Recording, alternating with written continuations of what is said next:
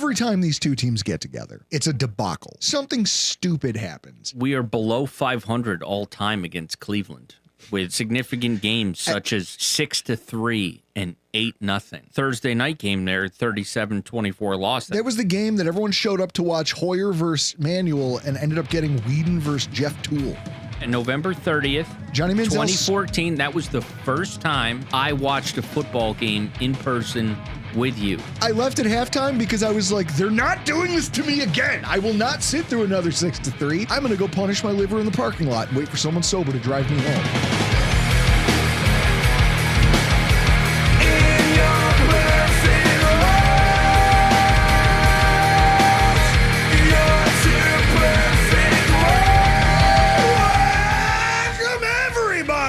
Edition of the Rockpile Report podcast.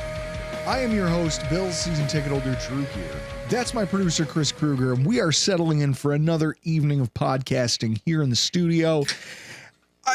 Chris, for those who weren't listening, first of all, if you're listening to this and you don't know about the giveaways we're doing for this year's Festivus celebration, first of all, how dare you? How dare you show up for this one and not the live show? What the hell? Guys, if you don't already know, take your shame, pack it up, box it away. Don't worry, I'm not mad. I'm just disappointed. Go back and listen to our last podcast where we talk a little bit about our Festivus celebration coming up next week on the 23rd, where we're going to be looking to give away some really cool stuff to our subscribers and listeners. Go ahead, make sure you check it out.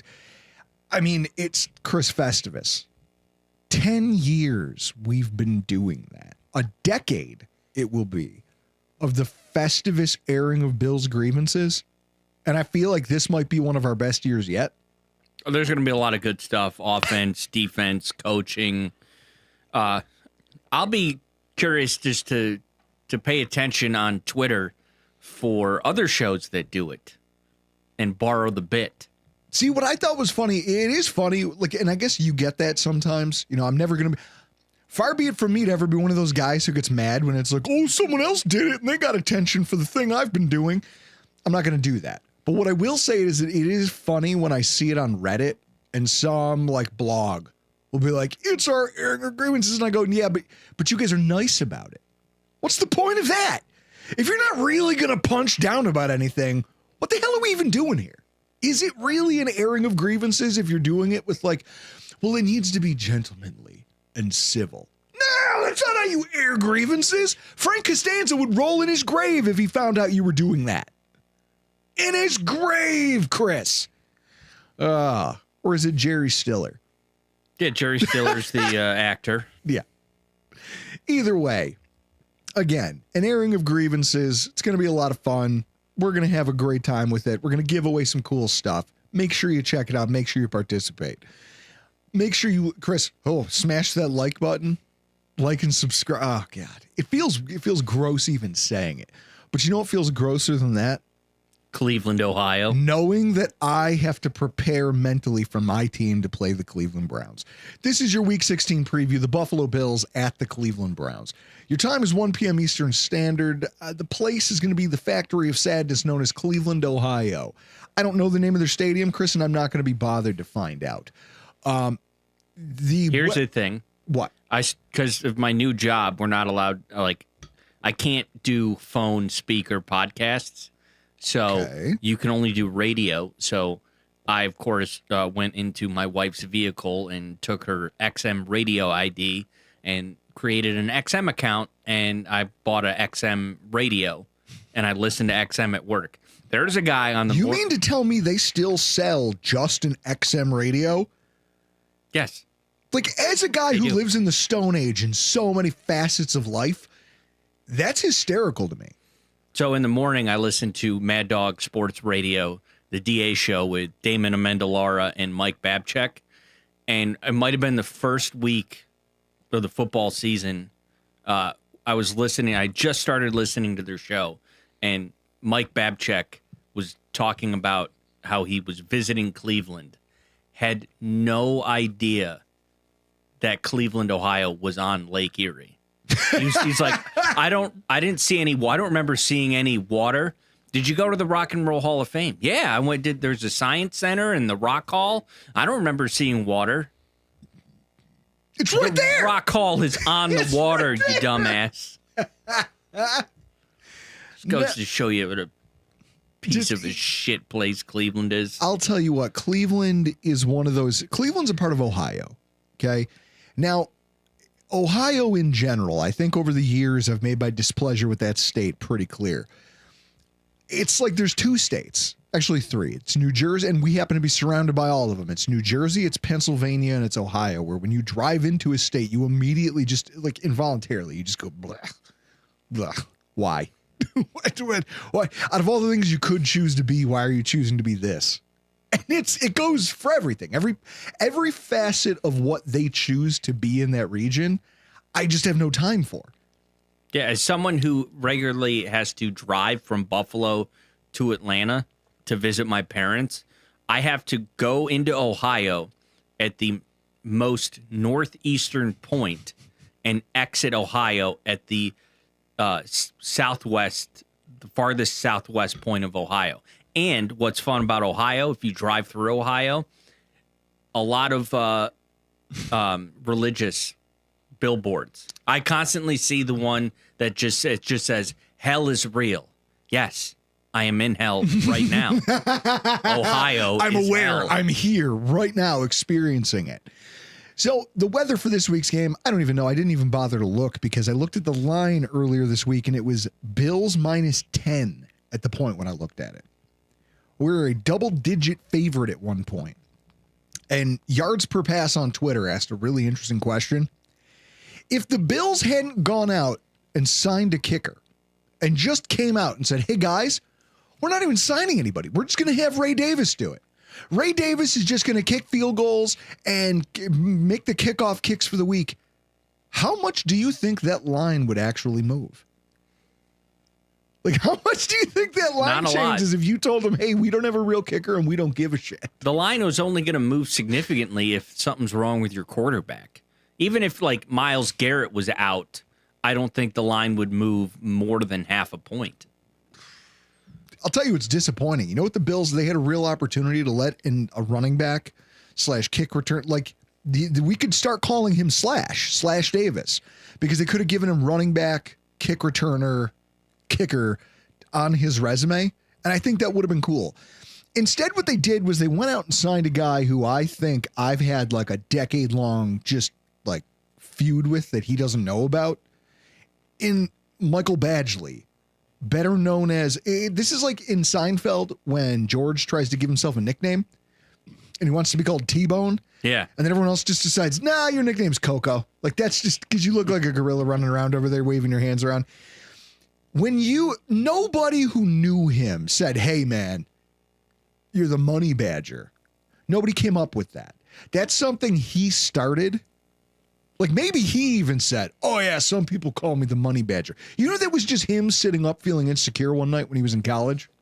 That checks out. I did have somebody at work ask me, like, who's this kicker they signed? I just saw that he's just been everywhere. Is he even any good? He's played for like 6 teams in like Tell 10 him you years. know a guy who hates his guts. I know a guy who hates his guts and has never met him. So Michael Badgley's our kicker. That's cool. What else about this game stinks, Chris? Who do we got on the call, and what does the map look like? Well, we got Ian Eagle and J.J. Watt again. J.J. Watt. Or majority of the country again, unless you live in the middle of America to watch Chiefs-Titans. Which is insanity. Chris, I've long held that these games between Buffalo and Cleveland need to be held out in the middle of the Jordana del Muerto Desert in New Mexico, the same place where they tested the atomic bomb. Like, that's how hazardous these games are to everybody's collective health. And yet they foist this onto the entire country. You can say whatever you just said, but not Azerbaijan. Yeah, that is kind of funny, actually. Azerbaijan. Because I want to say azure, like azure, or like the color, like Azerbaijan. Is that it? Did I say it? Azerbaijan. Got it. Nailed it. I'm great. Even Alaska's getting hit with Bills Browns. And Hawaii. Like, you're not even safe if you're off the mainland. This is worse than COVID. Like, this This is the worst. Everybody, Chris, every time these two teams get together, it's a debacle. Something stupid happens every single time without fail. I mean, I can go back over the list. I mean, you go as far back as the punt that, I was telling my wife when we were watching Monday Night Football, watching the Miami Dolphins get eliminated by the Pittsburgh Steelers. The first half's going and neither team can score and you're into the second quarter. And I told her, I go, honey, I'm going to work on podcast stuff. She goes, oh, you don't want to watch the game? I was like, yeah, I'll loosely pay attention to it. But here's the problem. The longer a game goes without a touchdown being scored, the more probable it is that the ending of this is going to be stupid. And I was like, and I say this from experience, having a long-standing history of games like that. Do you know who we have the most of them with? The Cleveland Browns.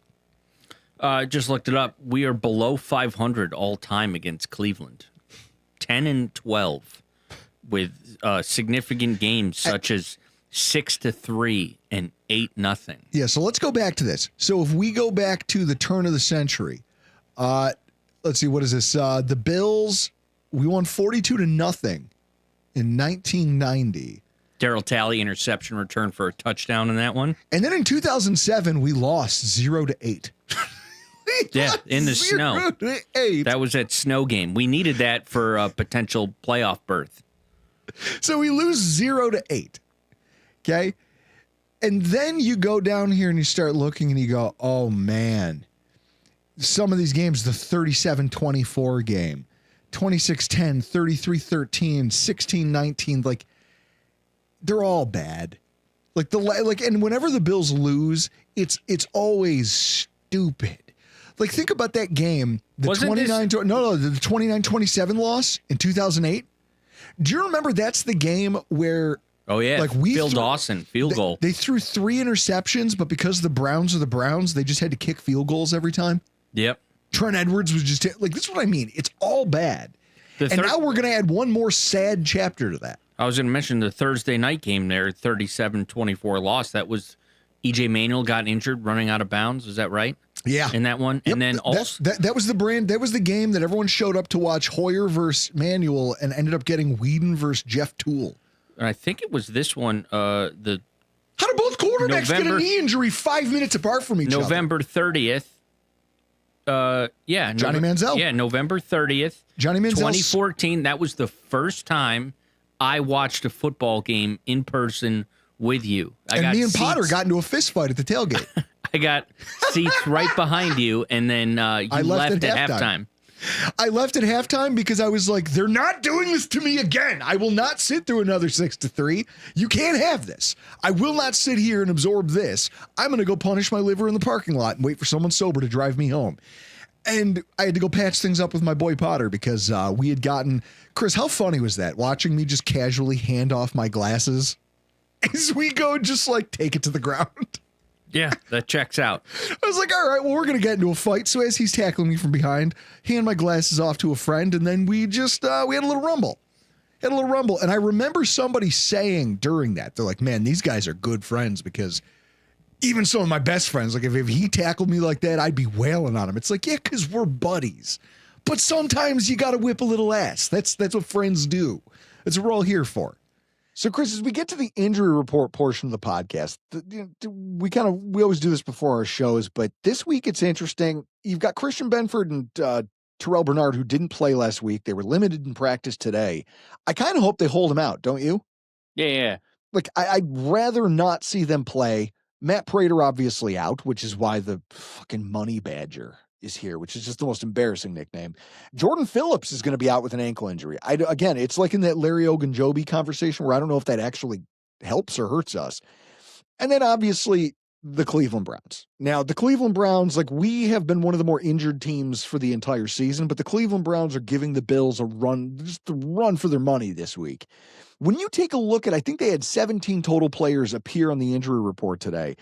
I think 7 or 8 did not participate, including some really big names like cornerback Denzel Ward, who is going to be questionable with a calf injury he missed last week. Tight end David Njoku. I'm sure there's multiple fantasy playoff teams that did not, like they're not going to make it because they banked on this guy as their tight end. And then you look at what's going on with the offensive line, and it's the Brownsiest thing I've ever seen. So Ethan Patrick, he's out IR for his Achilles injury. Tevin Jenkins, backup formerly of the Chicago Bears, comes back last week for a revenge game, leaves with a shoulder injury.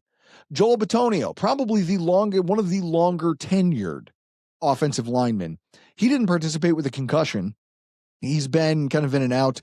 Wyatt Teller is also banged up, but trying to play. Possible IR designation, though. Like, there's Zach Zinter, okay? A guy named Zach Zinter, who I don't even know anything about, makes his debut in week 14, gets hurt after 5 snaps. He's questionable to play.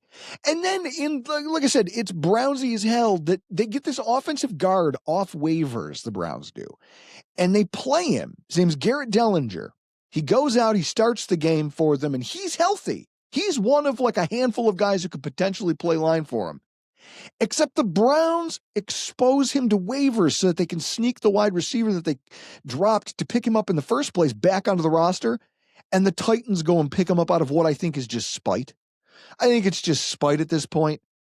And so now I don't even know, like I could be out there this weekend playing offensive line for the Cleveland Browns, and here to talk to us about it, Spencer German from 92.3 The Fan in Cleveland. Spencer, I see this and I see the tweet today that they lost. I had to go adjust my show notes because I was like, oh, but at least they have Garrett. Oh no, they lost Garrett Dellinger somehow. It's like sad and frustrating. And then I thought about it. I'm like, that would be the title of the book of like sad and frustrating, the guide to being a Browns fan. Is that accurate? I think it 100% is accurate. I think it's funny, like these two franchises that are playing this weekend for so long were on such similar trajectories. 1999 when the Browns came back to Cleveland up until about, Josh Allen's arrival to the Bills. It was, they were both just kind of like the butt of the jokes in the NFL. It was always just, they found ways to lose that would just like rip your heart out. And one team got the quarterback and has kind of, figured it out and had this historic run to the postseason and consecutive seasons and all these things and had a lot of fun and giving their fans something to be excited about. And the other team, honestly, was maybe trending in that direction for early on before the calendar flipped to 2022. And they sort of had set themselves up with, this potential franchise quarterback and Myles Garrett, who's still here, and this really talented team, Denzel Ward, Nick Chubb. And then they decided, well, we need a little bit more at quarterback. We want to have our Josh Allen. So let's go trade for Deshaun Watson. And ever since then, it's reverted back to what it was really since 1999, mostly, which is just like sad, depressing, and, nothingness there's a video out there of some guy who like is yelling at the Brown Stadium, just, obscenities and he's mad. And at one point he calls the stadium a factory of sadness. And I think that kind of sums up the state of the Cleveland Browns since they returned in 1999. It is truly a factory of sadness. I mean, you guys have been synonymous. And this isn't me punching down. I'm just calling it like it is. We all know it. They're used to being synonymous with dysfunction and futility, and this season has just been another chapter in it. I mean, it almost goes back to when you guys rejoined the NFL after the inception of the Ravens, after Baltimore stole your franchise.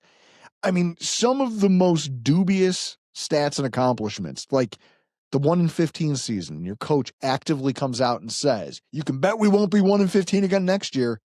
No, you're right. You went 0-16. It's almost impossible. 42 different quarterbacks since 1999. 42.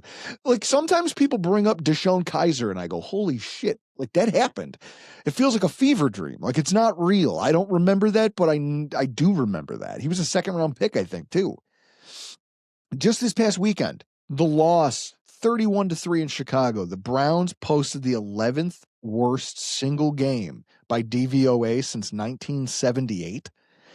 And it's crazy because they're the only NFL franchise to appear in that list of the worst games twice in the top 12. This could only happen in Cleveland.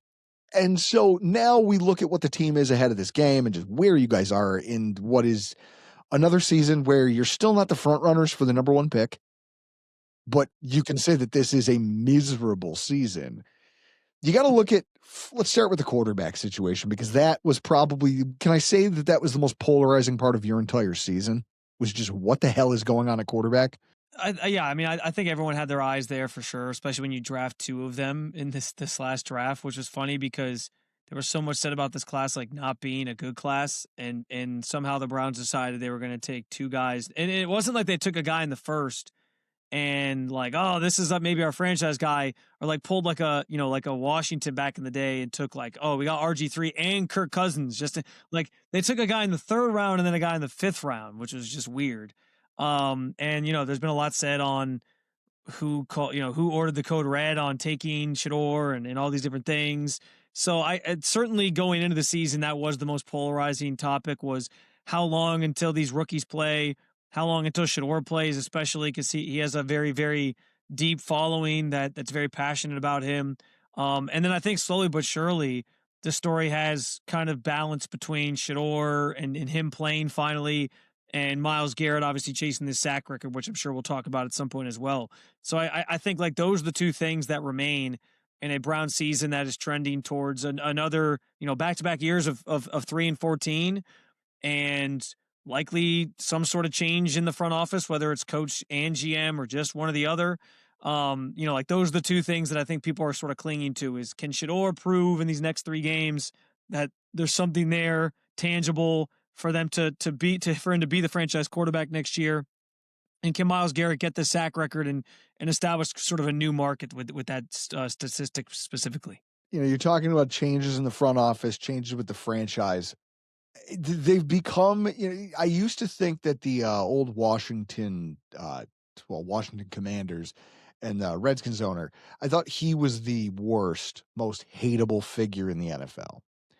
And so then when he was forced out almost by Congress, literally, we're like, hey, you have to get the hell out of here or else. He gets forced out, and I think that the throne was then handed over to Jimmy Haslam, and he's the source of a lot of your guys' frustrations. And that's why this perpetually just comes up and there's issues.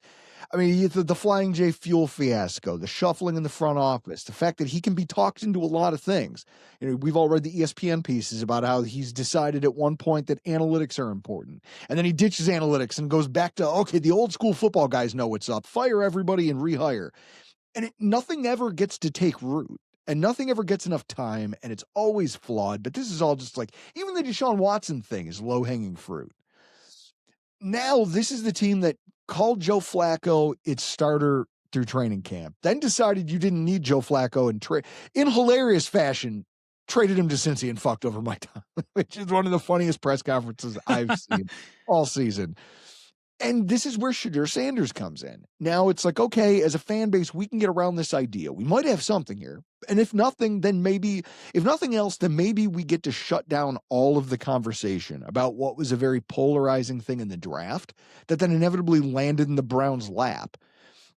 But there's a lot stacked against him in this one.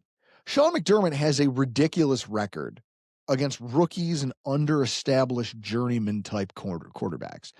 Chews him up, spits him out, and this is coming off a game where they flummoxed a guy who was being talked about in the MVP race in Drake May for almost an entire half of football. And most of the game as a passer, he really didn't find a whole lot of success. Meanwhile, you've got Shedeur Sanders, who's staring down the barrel of a 3-interception performance against the Bears. There's got to be some concern that this whole thing could just come right off the rails out of the gate if Sanders and this, I mean, is it Stefanski? Like, what is it that they can't find an offense to work with this kid? I mean, I think it starts with the personnel. Like the roster building just hasn't been there, and there's reasons for that.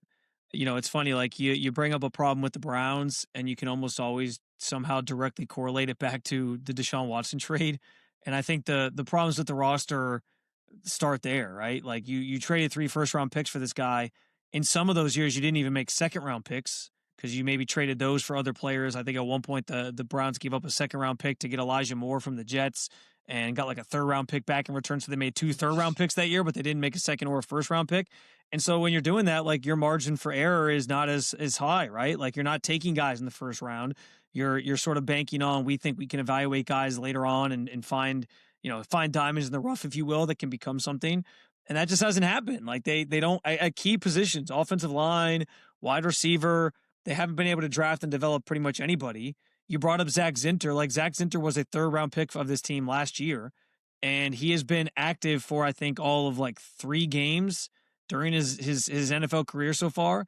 And that's a guy that they were sort of banking on. Hey, when Joel Bitonio retires, and you brought up earlier that he's the longest tenured member of the team.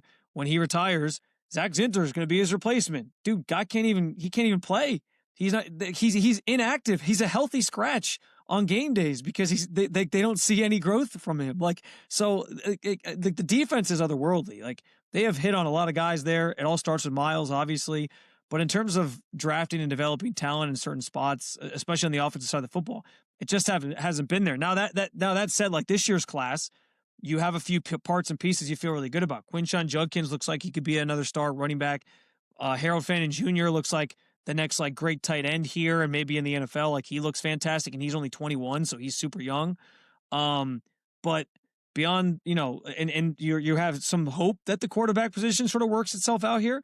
But I think it's not that I think Kevin Stefanski's been perfect or blameless in any of this. Because there's been some coaching things that have also cost this team this year, last year, etc. And I think those are all things that are going to, come to a head in a few weeks when they have to make a decision about what direction this team's going in. But, I think it's certainly like there's the coaching stuff, but there's also just the roster construction that has set this team back. And that's where they're at, where they have this defense that if they had even an average offense, we could be talking about this Browns team as maybe being a sleeper in the playoffs. And instead, the offense is, so it's a prehistoric offense almost. Like it doesn't do anything well, historically bad.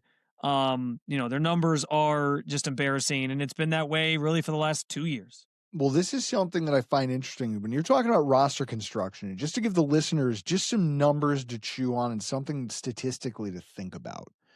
When you look at how the Buffalo Bills have built their roster and you think about like, what does a successful roster look like? Do you know who the 3, Chris, like I'll ask you, bounce this off you. Who do you think in terms of snap percentage, who are the 5 players at the top of the snap percentage chart on offense for the Buffalo Bills? Have played the most snaps across all of our games so far this season. Who are they? I would just say the entire offensive line. Osiris Torrance, Connor McGovern, David Edwards, Deion Dawkins, Spencer Brown, Josh Allen. So there's your 6. If I went 6 deep, it's your whole offensive line and it's your star quarterback. And that in and of itself, with James Cook bringing up the rear at 7, that is the core of your offense, and it is the reason that you succeed because you've got availability and talent combined together. When I look at the Cleveland Browns, you have one guard in Joel Bitonio as your number 1 player in terms of offensive snap percentage. Ethan Pochik, who's on IR, he's not available. A wide receiver in Jerry Jeudy. A guard in Wyatt Teller, who's banged up and injured, not available. And then the list just falls apart into a sea of tight ends and running backs and wide receivers. That's not how you can build a sustainable offense. You just can't. So from a roster perspective, when you look at what a dichotomy the 2025 Browns are in terms of offensive success versus defensive, like shouldn't even call it success, offensive struggles versus what is an elite defense and having a lot of statistical success in that regard, it all comes back to this thing of how did you build this and who did you build it around? Well, and to be fair, like I think at the time the line that they constructed was fine, right? Like a couple years ago, this group was talked about as one of the best offensive lines in football with Teller and Bitonio and Posick when he first sort of burst onto the scene and Jack Conklin when he was able to stay healthier in his career. But I think one of the more perplexing things they've done in that regard is like Jack Conklin came back from an injury, played well for like 13 weeks, and then they were like, oh, let's give this guy an extension. And they gave him an extension, and then the next year he got hurt again. And it was like you're paying guys who are getting older, you're paying guys who are getting hurt. And like that's just not a recipe for success in the trenches. I thought that was a brilliant sort of part of this conversation that you bring up is just how the Bills offensive line is the unit that's played the most snaps in front of Josh Allen. Like that's huge in terms of building offensive momentum, having an identity, building continuity and chemistry and all those different things. Like all that stuff is so important. And the Browns really the last couple years haven't had that because they're constantly injured. So I think this line used to be really good, and I think now they've just kind of aged out. And that's why a guy like Petonio is considering retirement. I don't know what that and honestly too, like it it it's is going to be maybe the biggest thing they have to answer this offseason beyond the quarterback position. That's obviously number one.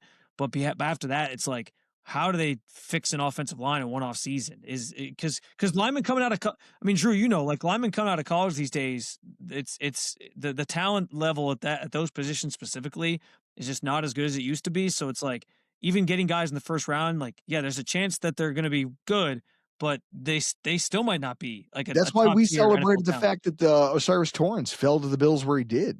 That's why, like, that was, and again, he was considered a mauler who wouldn't fit into a pass heavy scheme.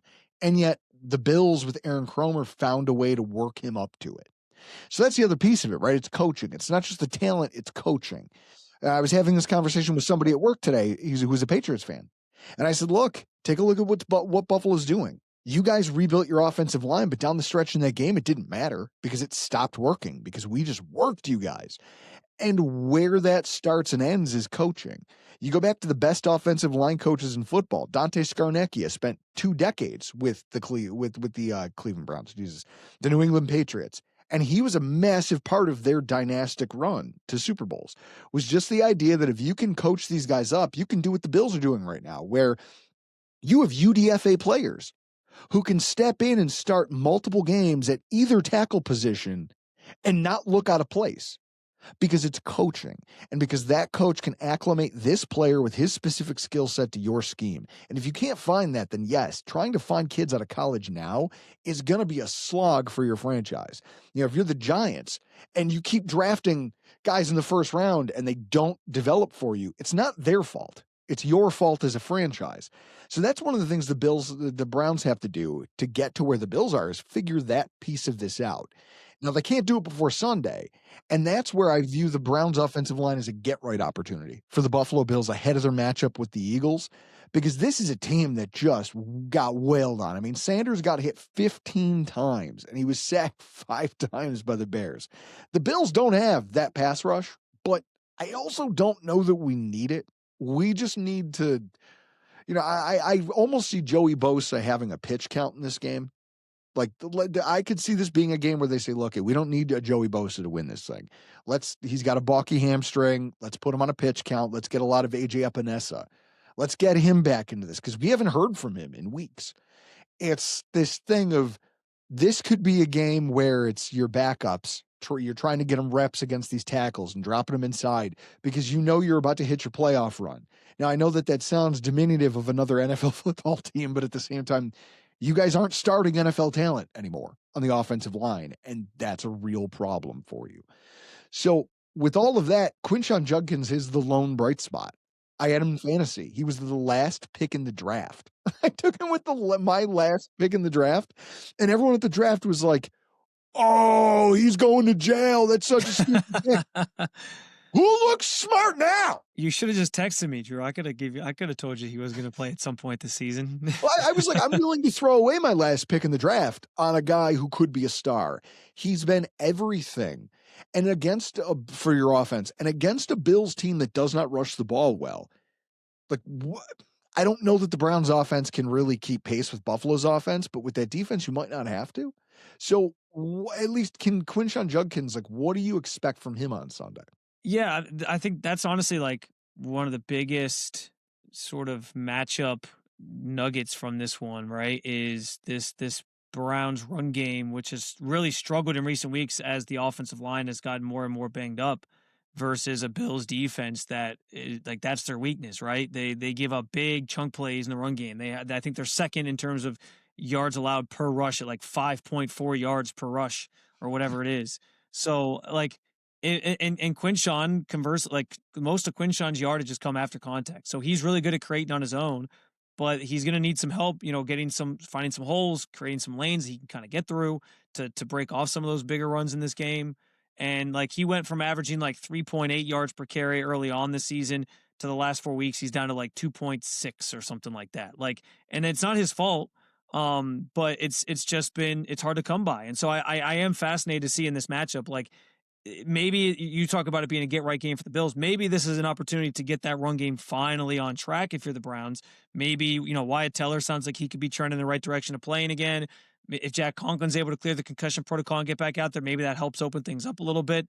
And I actually think that would be helpful for the Browns office in general to have that as another thing, because last week the Bears knew they couldn't run the football.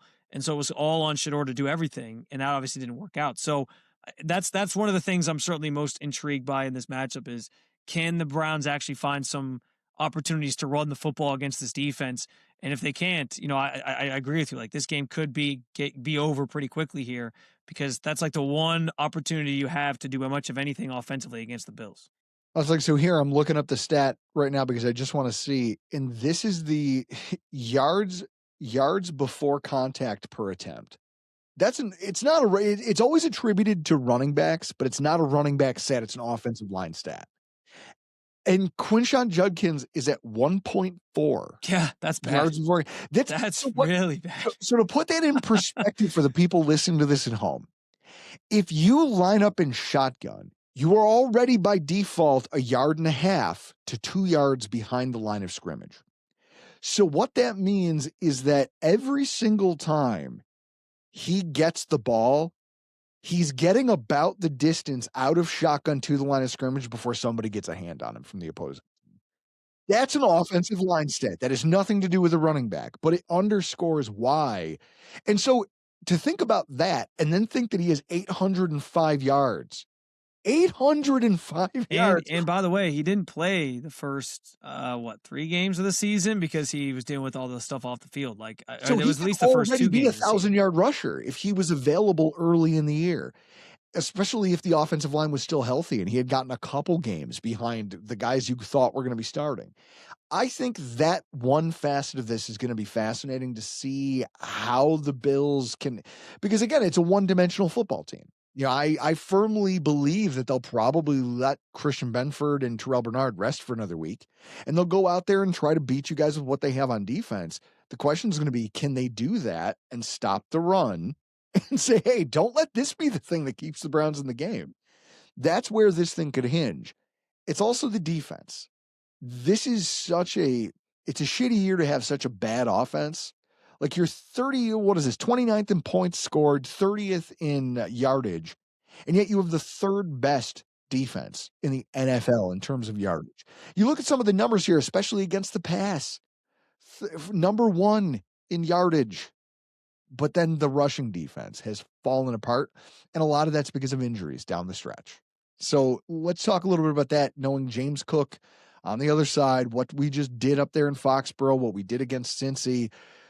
James Cook's ability to not just keep the Bills in game, but take over a game. That has to, watching, off air before we started recording, we were talking about Tony Pollard coming alive and keeping the Titans in that game against you guys.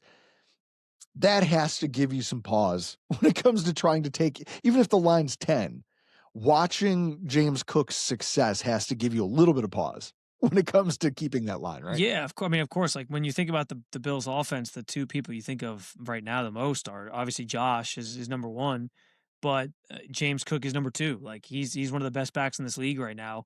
And I think where we talked about the run game versus the Browns run game versus the Bills defense.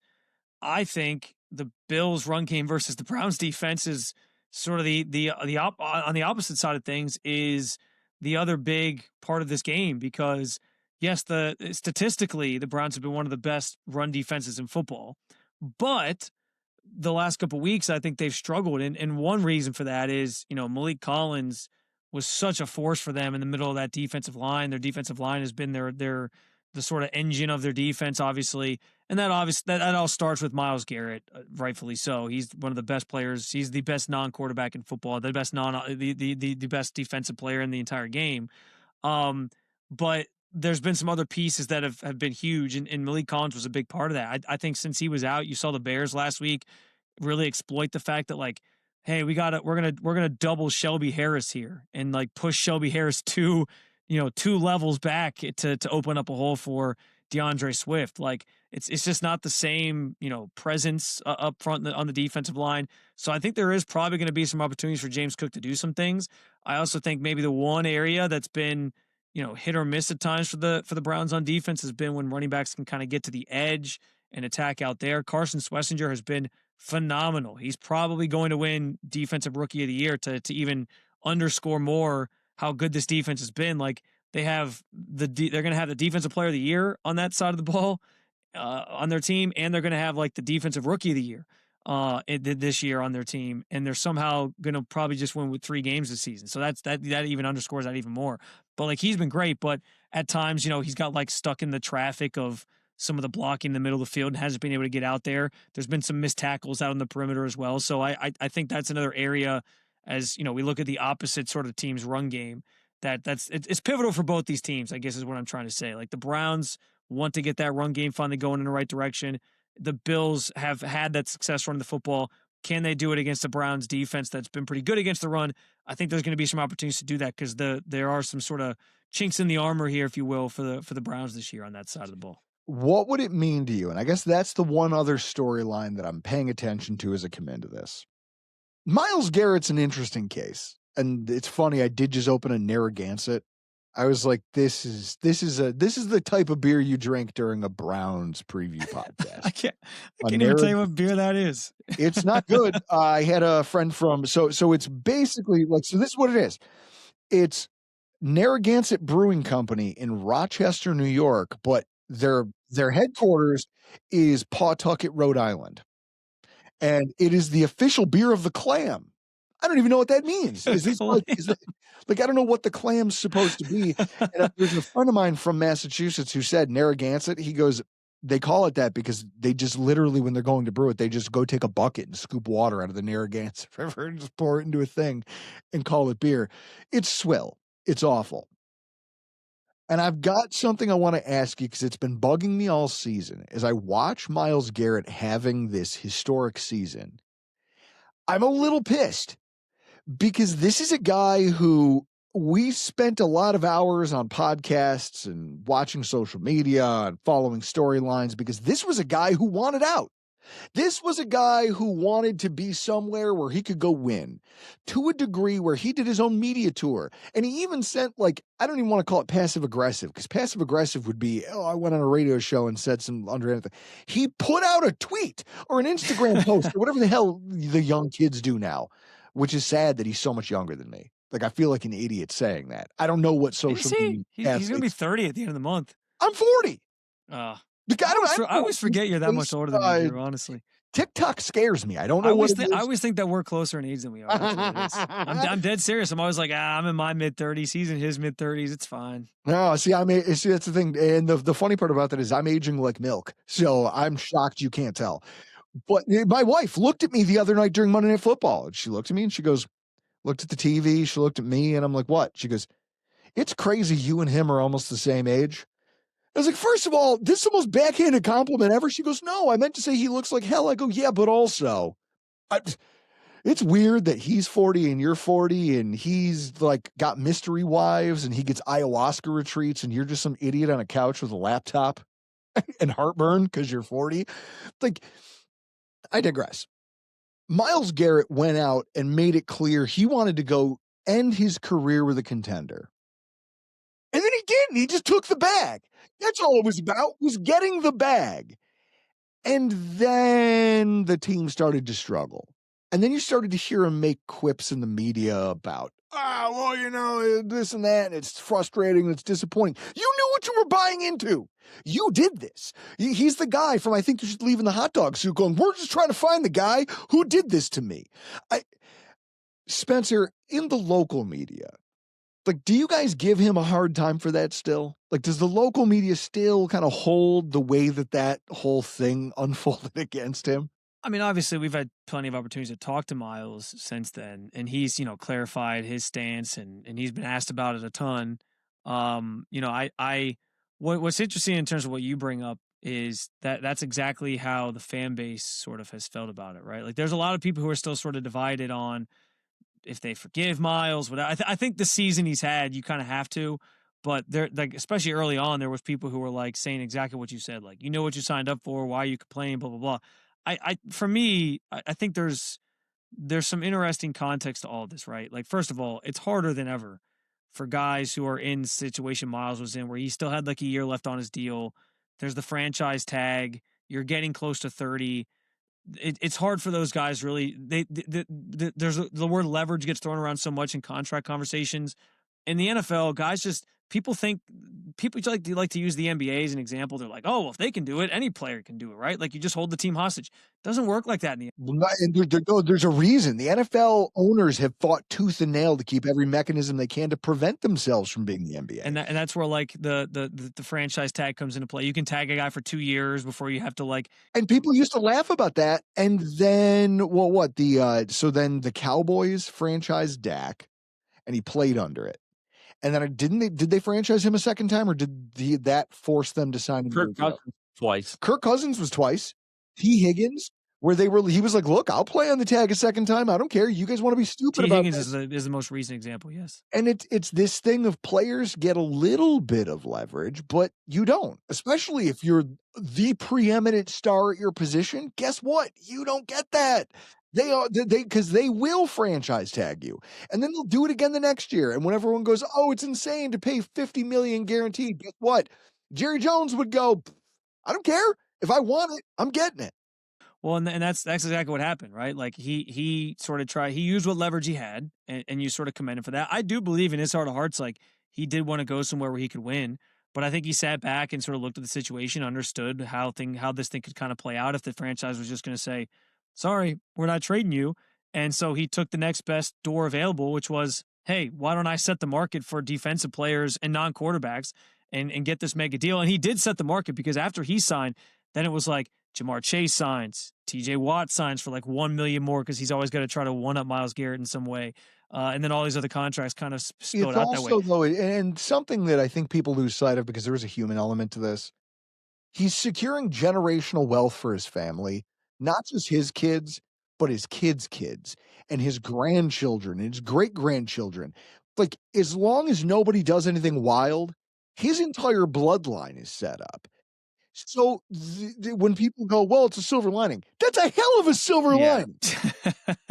Well, I think that's the thing. People have a hard time. Like, people look at that as a bad thing. You get a negative connotation sort of associated with you when it's like, you just took the bag, you just took the money. But like every team has players that are doing that. Like, everybody's getting paid. That's why the whole notion of like, hey, you bought your championship. Yeah, every team buys their damn champion. Do you not know how this works? Like, you give Jerry Jones the option, he would have bought 3 of them already. Yes, everyone's paying over the top for guys because they think this guy's going to help us win a championship. Like, it's just the nature of sports. So here's the thing for me. Like, I understand the argument of like he know what he's signing up for. Why would he be frustrated? But what I would also say is, with an organization that is as tight-lipped as this one is, Kevin Stefanski sits at the podium every week and gives you the most vanilla toast answers to things that you can ever get. Like, we make fun of Sean McDermott. We used to call him Coach Ambien, and we actually started doing our own post-game press conferences out in my driveway, hammered at a podium, because I was just not happy with his answers. But I could totally understand, like, Kevin Stefanski probably has like a whole pre-thing ritual where he has to go to, like, he's in his office, he throws on some music, maybe puts his earbuds in, and he's probably got a song.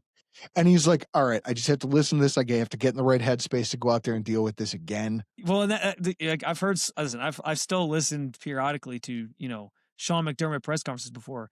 He's way more entertaining to me than what Kevin Stefanski is. That's saying something, because I know how Sean sort of operates too.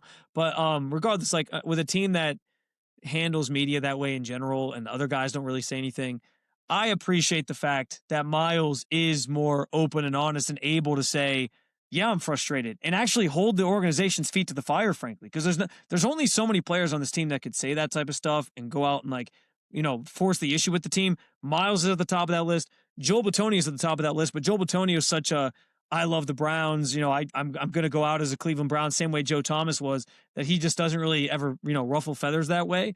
So when everyone else is hearing, well, this guy, he just took the bag. Like, why is he complaining? I hear, thank God someone's trying to hold this organization accountable. And that's what stinks is like, and here's the other thing, like he's played so well.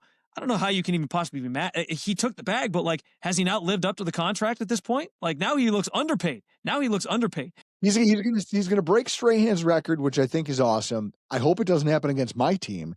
I have a feeling that our tackles and our quarterback are going to take that challenge personally, but at the same end, Josh Allen is a petty son of a bitch. But also, he's so preeminently talented that I assume he gets it. Like, Chris, under over 1.5 sacks, what would you take? Over. This is my point. Like, I have a feeling that this will put him there. How far away is he? He needs 1.5 he needs 1 to tie it, 1.5 to break it. And I can tell you, Drew, like, I don't want it to be against us, but I want to see it. This is a best laid plans type thing too, because like every team obviously is game planning every week for Myles Garrett's the best player on the field. How are we going to stop him? And it rarely, whatever plan you throw out, it rarely actually works. Like a couple weeks ago, he like Euro stepped Trent Williams, and Trent Williams is one of the best tackles in the game, but he made him look silly like just that one time and got the 1 sack against Brock Purdy. You could do anything against Myles, and he'll almost always find a way to get at least 1 because that's just the type of player that he is. And there could also be a caveat for the Browns defense this week where it's like, hey, we don't want to be the team that happens against, so we're willing to run maybe a little bit more than we otherwise would. And in the process, maybe that helps the rest of the defense. I don't know. What I do know is that Corey Bajorquez is here, guys. Hey, guys, look, Corey Bajorquez is back. As I'm scrolling the roster, Jesus Christ, this game is going to be terrible. I'm looking at the rosters. I'm looking at this. I'm going to be drunk outside tending a smoker by like 3 o'clock. I'm not going to be able to stomach this game. I already know it. It drives me crazy. But in the interim, I appreciate you joining us. I appreciate you coming in and just giving us a little bit of over-the-fence insight.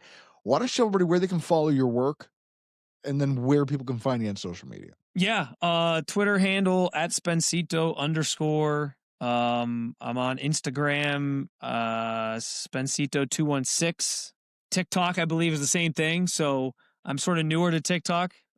Listen, the media business, you gotta try your hand at everything, I guess. But and then yeah, I'm at, as Drew mentioned a couple times, 92 The Fan here in Cleveland with the Odyssey Sports affiliate. I also host the Locked On Browns podcast, which I know our guy Cam in our group chat we have, Drew, tried to clown Locked On. Locked On is doing pretty well. I'm just saying. Hey Cam, suck it. And then also I do a lot of writing over at, it's called brownsroundtable.com. So those are all my outlets. I wear many hats, if you will. Spencer German, 92.3 The Fan in Cleveland. Locked On Browns podcast is where you can find his recordings at Spencito_ on Twitter. We're going to need to get him to change that because that makes no sense. If you're going to work in broadcasting and go, oh, hey, my Twitter handle's a fucking nickname from grade school.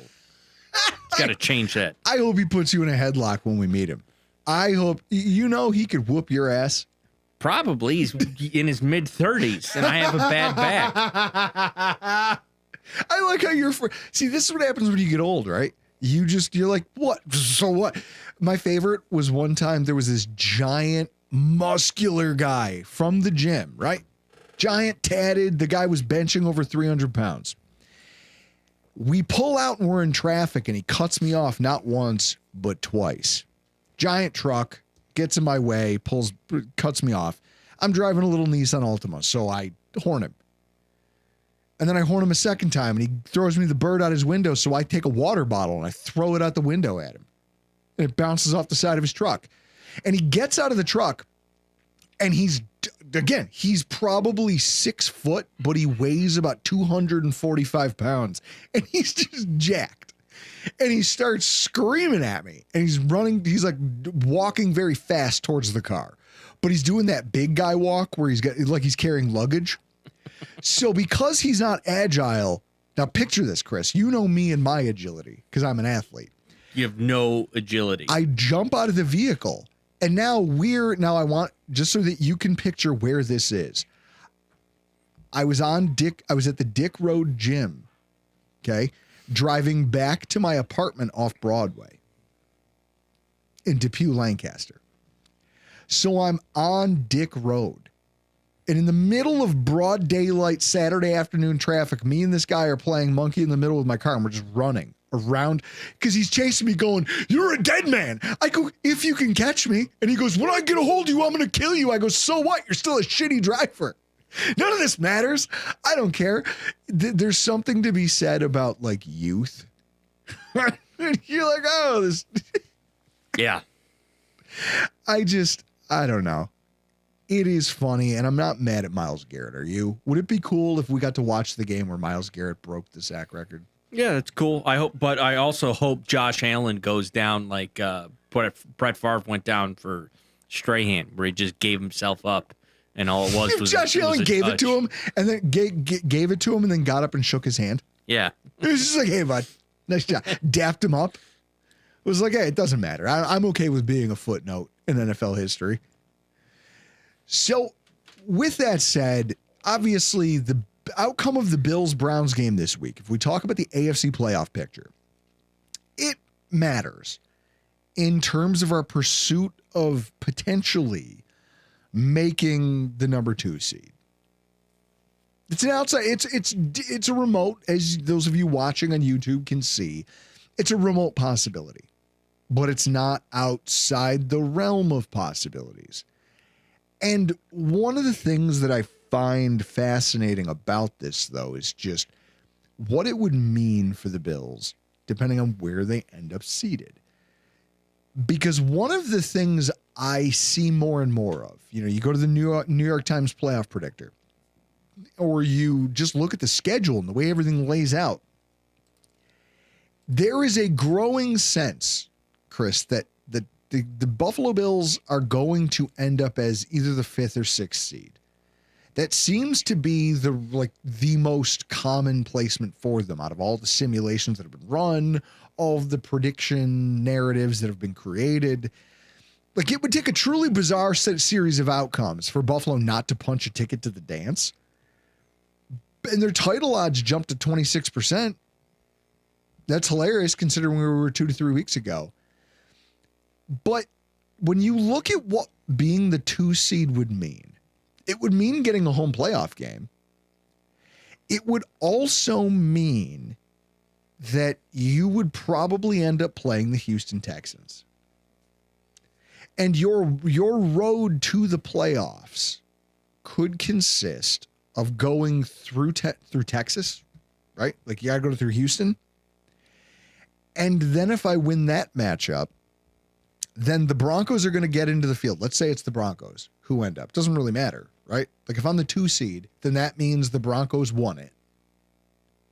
You'll get if you end up the 2 seed and it's Houston and you somehow beat Houston, then you're going to play the probably the 3 seed if Jacksonville. I'm assuming Jacksonville's the 3 seed now. They are. Then you would play Jacksonville because which means you're playing the winner. I would think whoever's the here's my like dream scenario for the Bills. But before you say this, though, I want you to hear me on this.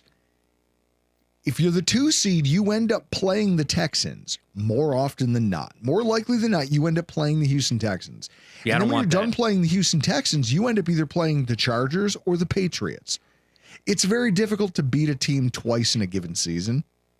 Right? So now this becomes the ultimate rubber match between us where it's like, hey, do we do what we did against New England the last time this came up? And we have the perfect home playoff game against you. Or does I just feel like the road to the playoffs actually gets easier. And I know that this sounds like copium. But if you are the Buffalo Bills and you finish as the 5 or 6 seed, your first opponent is going to be either the Jaguars or the Steelers. Either one of those offenses scare you? No, but I want Buffalo in the 5 seed because I believe if the wild cards are going to be in order Buffalo, LA, and Houston, I believe all 3 of those teams will win the wild card round. I'll take Buffalo over Pittsburgh. We've already seen it. Pittsburgh's got no shot. I think whoever Pittsburgh plays, regardless of seeding, they're out in the first round if they're going to hold on to that division. And I don't trust. What if it's the Ravens? If it's the Ravens, how does that change this conversation? Because if you're talking about wanting to be the 5 seed, this is where I'm sitting here going, guys, I'm comfortable being number 6. Because that means no matter who wins the AFC North, I know I don't have to go try to beat Baltimore again. I don't have to do that again, and I don't have to go into their house to do it. I can sit here and go to Jacksonville, go to sunny Jacksonville. And lose 10-3. Oh, my God. That was, do you know what a kidney punch that game was? Like, it was, I imagine that it's right up there with, like, having kidney stones, having, like, what else? I'm trying to think of all the terrible medical maladies and calamities a person could have. It's up there. That game, I can't watch it. Sometimes people go, oh, remember in this quarter when this thing happened? No, because I blacked out. I drank so much that day that I blacked it from my memory forever, and I'm never going to go back and revisit it. I feel like I would rather play the Jaguars every single time than end up having to face the Ravens as a 4 seed, which is where it seems like a lot of this is trending. Well, Pittsburgh's got what, a game and a half on Baltimore, and I believe they play the last. They played the last week of the season. I did all the mechanics of the New York Times playoff predictor. It literally doesn't matter what the two of them do between now and then, unless the Ravens just lose out. If they keep pace with each other, which they have a soft schedule, so they should be able to. Well, they got the Patriots on Sunday night. Sure. And maybe that's the thing, right? Maybe that's the thing that decides this entire race. See, my thing is, I believe that's how important that game is to our future, because I don't want to play the 4 seed if it's the Baltimore Ravens. I don't want to be the 2 seed because I believe if it's going to end up being Houston as the 7th seed, Houston is going to win that game regardless who they play. So that would, if you finish 5. Can we put a Seagrams on that? You think Houston wins as the 7th seed? Yeah. I think whoever they play, Houston's going to win that game strictly on defense. That's why I'm hoping it's Pittsburgh and we're the 5 seed. So you play Pittsburgh and then you get LA, Jacksonville. Give me LA in that one. I don't trust Liam Duval. I don't trust that in the playoffs at all. Hey, and playoff coaching, Houston, we talked about it last week. Then Houston. A lot of rookies out here. Yeah. Then Houston beats New England. So then you have Denver, Houston in the divisional round. And then we're playing the Chargers here. Yeah, I think that's, or excuse me, not a lot of rookies. I think that's how that works out. Experienced coaches and quarterbacks, like inexperienced quarterback play, experienced coaching. If you have neither, you're kind of fucked, and that's where the Jacksonville Jaguars are. That's why nothing would make me happier than being a 6 seed and then winning that first game against Liam and Trevor and just going down to Jacksonville, winning that game, and then going, okay, what happened? Oh, the Patriots lost to the 7th seed Houston Texans, and the Broncos are going to end up getting them, which means if you think about what it would mean for the road to the Super Bowl for the Bills, the dream scenario, it lays out like this. You're the 6th seed.